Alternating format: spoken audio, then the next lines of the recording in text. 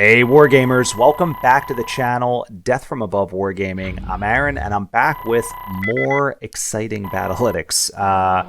Love doing Battlytics, they're so fun. I learn about all these random mechs that I didn't even know existed. So the one we're going to do tonight is the Helios. So this mech also came out in that second Star League Lance, right? And we just looked at the Argus, so I figured I'd stick with the trend, would look at the Helios.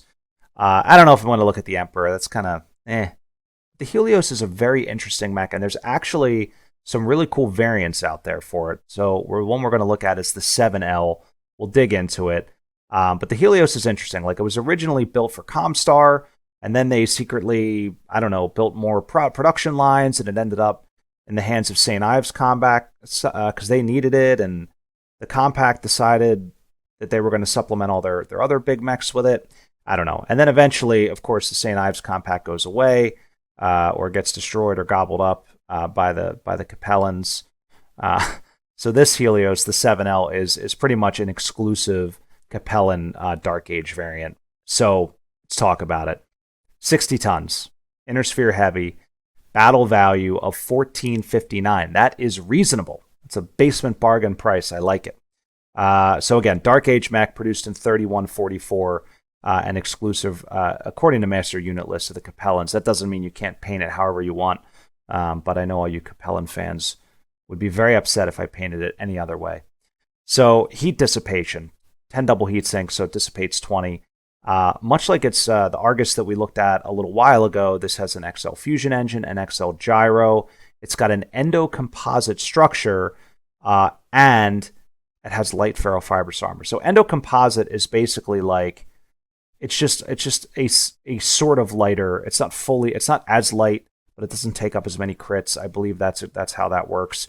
But let's talk about the armor. So light ferrofibrous, it's got 10 tons for 169 pips, only 84.1% coverage. I think that's fine. If I look at the armor distribution, the legs kind of scare me a little bit. Anytime the legs are under armored, I get nervous. But I think generally the distribution is probably right. We'll dig into that more on the defensive side. It does have upper and lower arm actuators, so there's no arm flipping allowed here. And then weapons-wise, it's got 2 light PPCs, which are essentially like glorified medium lasers. It's got a Gauss Rifle, which you all know how much I love Gauss Rifles. And it's got 2 MML5s, which is actually a pretty solid weapon. It's interesting. It's got 1 ton of SRM ammo, 1 ton of LRM ammo. So you can do some shooting with these things for sure. That's more than enough ammo to last, your standard 10 to 15 turn game. Actually got 2 tons of Gauss ammo. Now, as a reminder, the Gauss ammo itself is inert. It doesn't explode, but the Gauss rifle does. But it does also have case 2. And it's got a C3 boosted slave. So another one of those mechs with C3. Pretty cool. All right, so we're going to dive in. We're going to look at the weapons. We're going to look at the armor. We're going to look at the efficiency. We're going to look at the rolls. I don't know where this thing is going to shake out. I'm interested to see. I feel good about it. The weapons, anytime I see Gauss Rifle and 1459 BB, like, I got to go double check this, make sure my numbers are right. That seems like a really good deal. I'm excited. That's all I want to say. Guys, stay tuned. Analysis on the Helios. It's coming right up.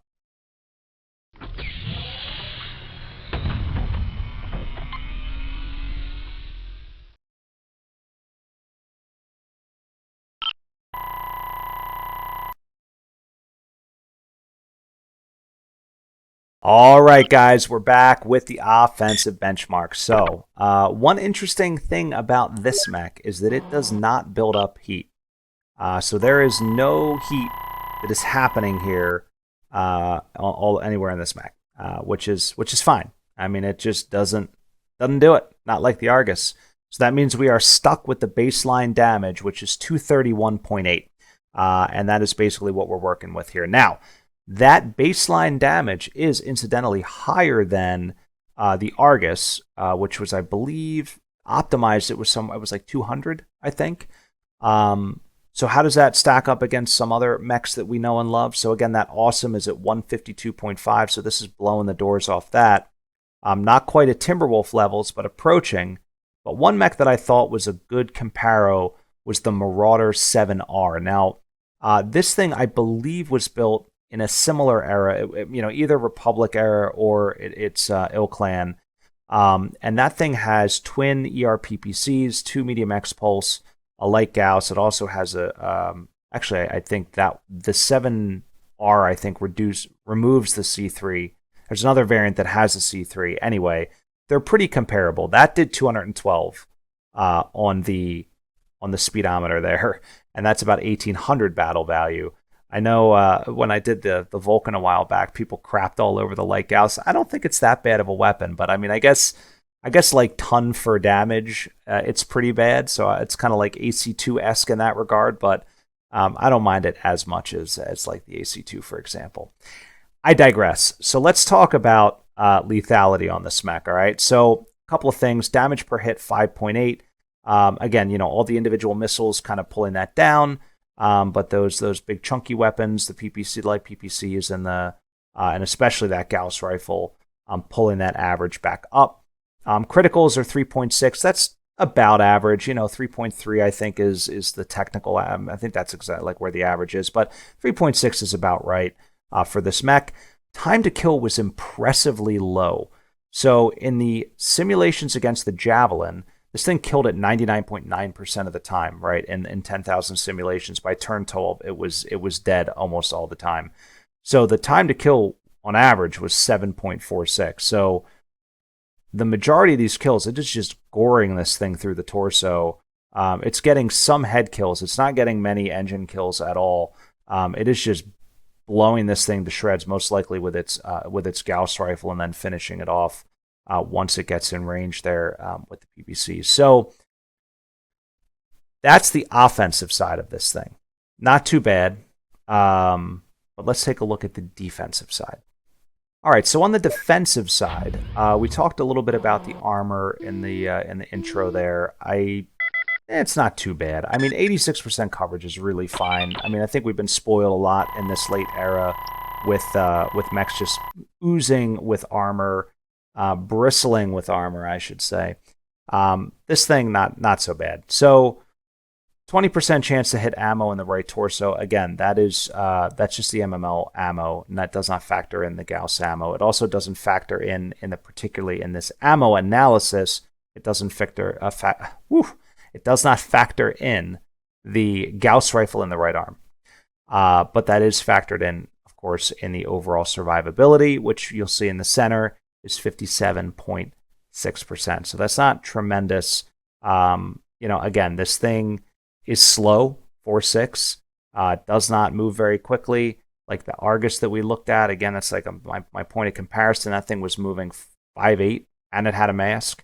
So the TMM matters. It's the old speed is life thing. It's true, especially on the 2d6 curve. It's very cruel.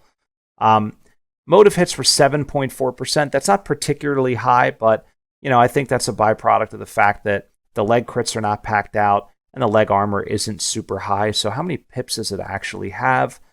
19 external, 14 internal. So 19 armor, 14 structure.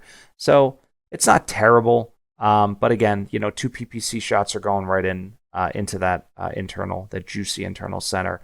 And most likely, if it does roll up a crit, it's taking out an actuator. So that's why you see that drop. The average target mod, though, is still 1.83. So it's holding pretty strong.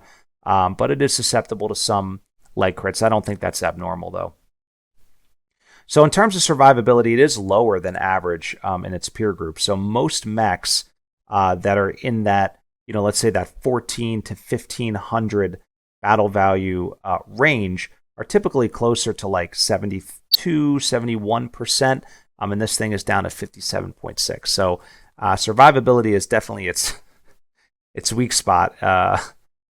Sounds dumb when I say it out loud, but when we're talking about the efficiency calculation, I think that's going to hurt it quite a bit. But let's see. Let's jump into the efficiency.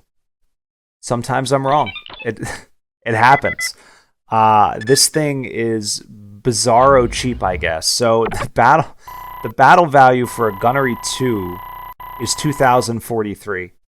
I guess that's a steal. So this thing ranked at 9.87. I'm like blown away. And I'll be honest, like I'm looking at the numbers. They're not wrong. It's just super cheap. This is like Mauler syndrome. I don't know if you remember when we looked at the Mauler. That's another one that's like stupid cheap for no reason. It is what it is. Now, one thing I didn't call out in the defensive benchmarks was that the way that this thing died the most was engine deaths. They comprised 30% of the engine deaths. I failed to mention that. So the XL engine is certainly killing this thing, especially for 4.6 speed. I'd almost rip that thing out. Who cares? Just make it go 3.5. It is what it is. But the efficiency rating on this thing is absolutely brilliant. So I'm very thrilled with it. Now, their survivability, let's look at the top left. Let's focus here for a minute. So the blue area is the optimized damage, which again in this case is the same as the baseline. But the effectiveness, you can see as soon as that survivability starts to plummet, you're losing a lot of that damage. So maybe the secret is to keep this thing a little bit more at range. Could be. Just leverage the long range on the MMLs, leverage the range on the light PPCs, leverage the range on the Gauss Rifle, and don't even get close with this thing. But we'll talk about rolls next. I'm jumping ahead. So whatever. Efficiency rating is freaking awesome. Gunnery sensitivity, very, very, very, very high. 0.9. Why, you ask? Aaron, that's crazy. Why is it so high? I will tell you.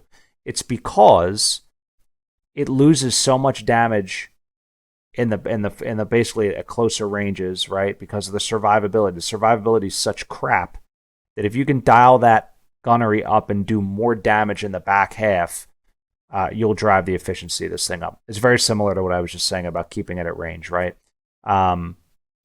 So I think that sort of proves, I guess, my point, so to speak. But if you run this thing at gunnery 0, not that I would ever do that, it's only 2,500 battle value. That's, of course, for a 0.5. If you wanted to be not a cheese ball, you'd probably run it at like a 0.2 or something and make it a legendary Helios pilot. But you'd get an efficiency of 11.1 in that case. That's pretty damn good. All right.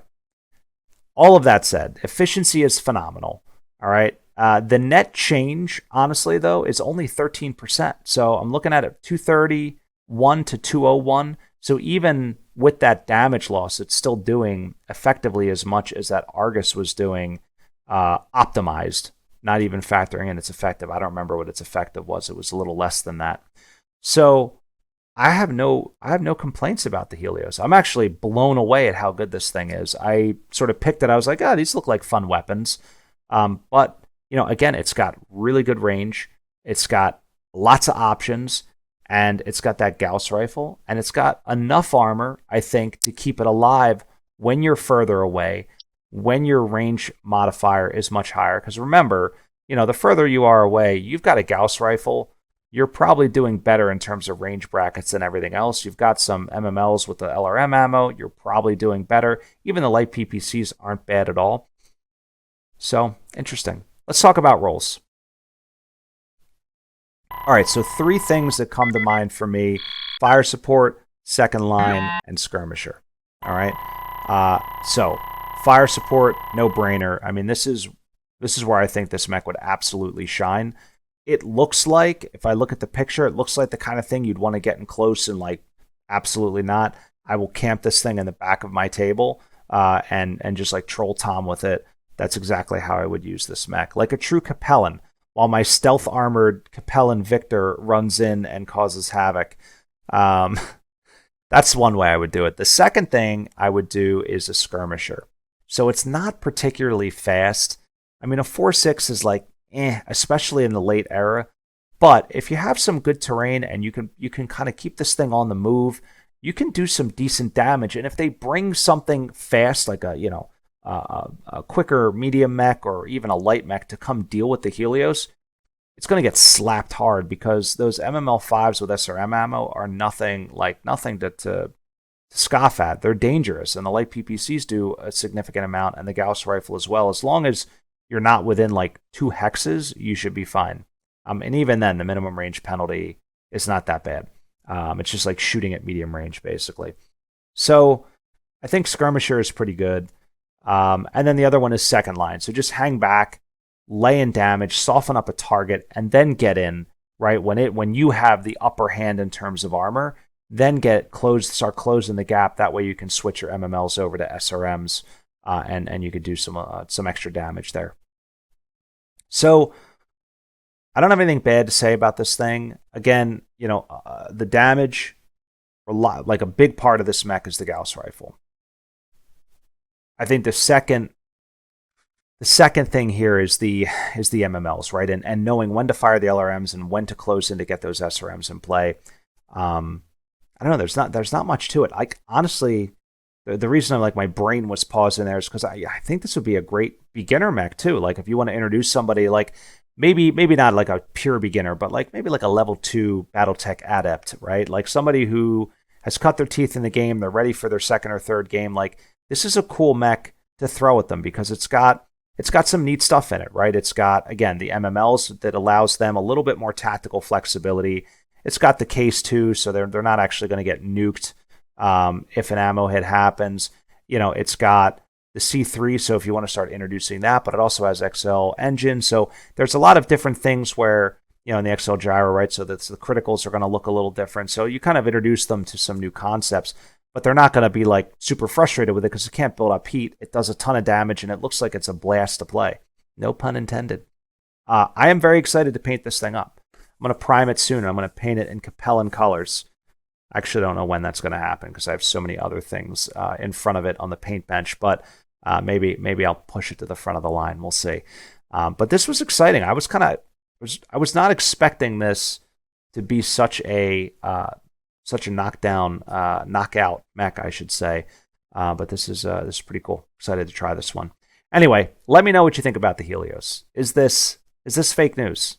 Am I pumping it up? Is Battlytics lying to us? Have you ever used the HEL-7L? Is there another Helios that you use that you love? I want to hear all about it. Leave it in the comments. And also leave me your stories about the Helios, all you Capellan and St. Ives fans out there. All right, so that said, guys, I want to wrap up a couple of things. Number one, Ares games and minis. You want minis, you want dice, you want books, you want novels, you want terrain, you want decals, you want army painter paints, you want paint brushes, whatever you need. Go over to Ares games and minis. He's got everything you need for your BattleTech addiction and more. Great prices, fast shipping, tremendous customer service. I have nothing bad to say about Derek and Ares games and minis. And everybody I know that's been over there shares similar stories. So definitely check them out. I think you will not be let down. The other thing is, guys, subscribe, like, leave a comment. Don't let me down, all right? Let me know your love or hate for the Helios. I want to hear it. Also, share the video. Tell your friends about DFA. Get the word out about BattleTech, right? That actually helps us more than anything else. But if you want to go to the next level, guys, Patreon's where it's at. There's multiple tiers. There's lots of different perks. There's challenges and things and prizes you can win. There's all sorts of cool stuff going on there. So definitely check out Patreon. It's how we keep the lights on, the cameras rolling. Thank you to all of our amazing patrons out there. It's actually how we bought the second Star League box because I can't afford it without our patrons. Really, really appreciate you guys. You guys are awesome. So anyway, that said, guys, we're wrapping this one up. Again, leave me a comment. Let me know what you think about the Helios. But thank you so much for watching. And of course, stay tuned. Always great stuff coming from Death from Above Wargaming. Have a great night.